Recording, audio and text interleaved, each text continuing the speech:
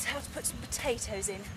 Now this was one of the beds that we started off, and just put a load of horse manure over it, and then I just left it over the winter.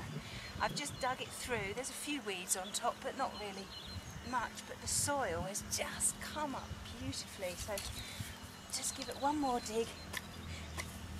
There we are. Now here I've got some potatoes.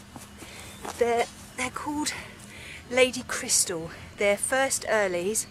Now when you get them, you need to put them, I always stick them in a tin or on a tray, and I shove them at the top of the kitchen cupboard. They don't get a huge amount of light, but they get enough, and I just leave them up there for a good couple of months, and then I end up with beautiful big tubers on. Now when you put these potatoes in, you can either dig a big long trench and stick them in sort of 18 inches apart, but frankly I think we've done enough digging, so what I do is I'll just lay them on the top of the soil, and then at 18 inches apart, and then I'll dig a hole about 6 inches deep, stick it there, and then I'll put a little mound on the top, and then you know where it's been.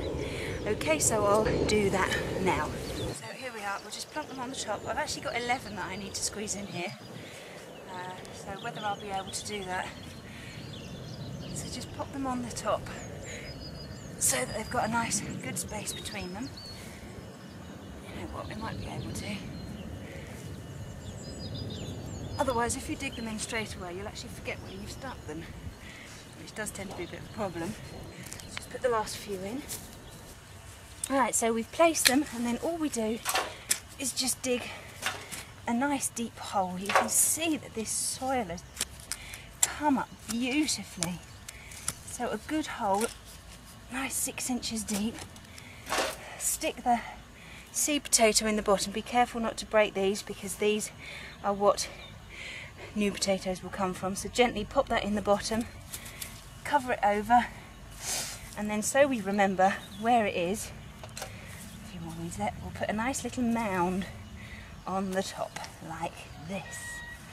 Okay, now after a while the green leaves will start to come through. Once they do, then we have to put more soil on top, because we don't want them getting destroyed by frost, but we'll come to that when it happens. Okay, so I'm just going to do the rest. I'll just do this one over here, and you can see again, nice big hole.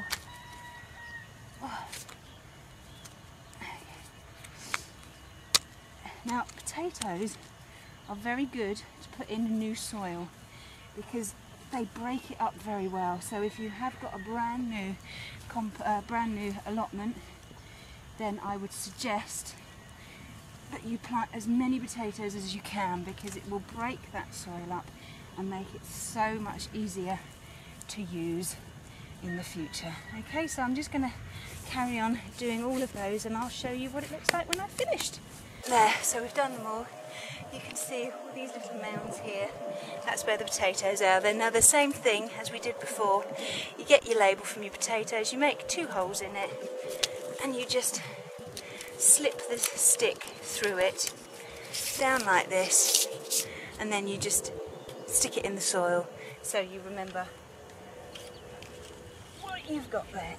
There we are. Now, I think that'll be all for today. We've got lots and lots planted in there.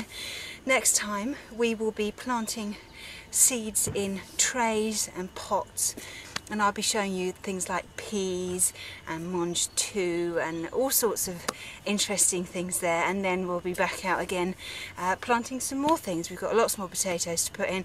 We'll see how the runner bean trench is getting on. I keep adding to it and it seems to be going down very nicely, so I'll see you again soon. Okay, bye bye.